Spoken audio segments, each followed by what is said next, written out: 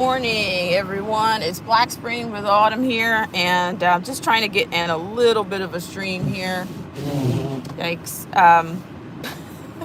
Just trying to get in a little bit of a stream here. Yesterday, I tried to do this, but I was trying to give you a mobile stream on some of the business owners in California that are bracing, for lack of a better phrase, for the minimum wage hike of $20 an hour. Now, I remember yesterday the liner that I gave you, it came from the Business Insider, and it spoke of a restaurant owner who has two chains, I believe. I'll give you the link in studio later, but it talked about how he was trying to offer certain things to employees, like the things that he offered to his employees already, like PTO, vacations, and PTO, paid vacations, and that kind of a thing. And he was saying he was not going to be able to do those things anymore. And I think he was mentioning, he was quoting the current minimum wage at about $16.78 or something like that in the industry right now. On the West Coast, that's the current minimum wage. But with the $20 an hour wage, he was saying he was going to have to eliminate some of those things. And it's and how it's going to, there's going to be other ramifications in the entire industry, which $20 an hour, it's probably going to bring over some of the other restaurants. Now, the minimum wage hike of $20 does not include those the full service chains like Chili's or Applebee's. It's not going to include those, but it'll include the fast food chains like, I guess, the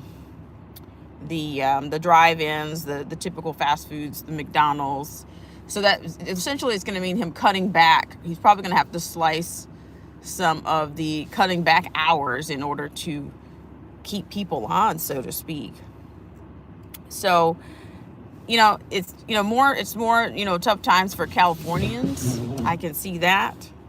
And I'd like to bring you a lot more on that, because we try to I try to check in with the economy from time to time, and it's much different than what's being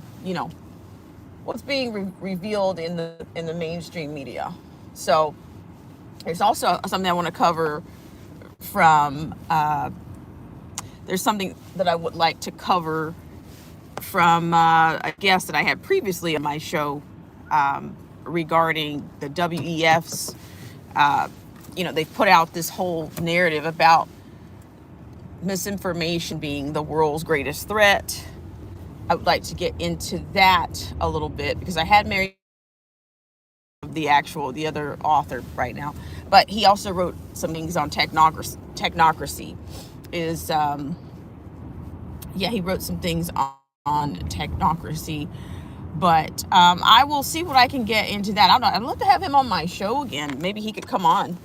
Maybe I could have him on to speak to you guys about where we are and the future of free speech. Patrick, I can't think of Patrick's last name right now, but it's Patrick.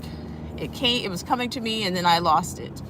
So I had Mary Baker and I had Patrick on not too long ago, but maybe I can get him on to talk about technocracy and what kinds of things they're doing. So you guys remember the whole spiel we did on Citizens for Free Speech and where that's going, the amount of censorship that's going on and what's happened since I've had Mary Baker and Patrick on my show last. So but you guys stay tuned. I'm definitely going to kind of keep going with the economic scope and what this whole minimum wage thing looks like. And then who knows, in this season of selection, who knows what they might throw out to garner votes, or who knows. I have no idea, but I don't know. I can't go for the illusions, so I have to go with what I see. So hope you guys are well out there, and I will check back in with you later. I just don't, it's really frustrating to me that I can't get to his name right now. What I can't get to his name right now. What as a matter of fact, I can post I will post the link on my page. But I tell you what would be even better if I can get him to come on my show and talk to you guys about what's happening in these Davos, what their agenda is to ramp up the censorship even more. Like, I think he mentioned a hypothetical.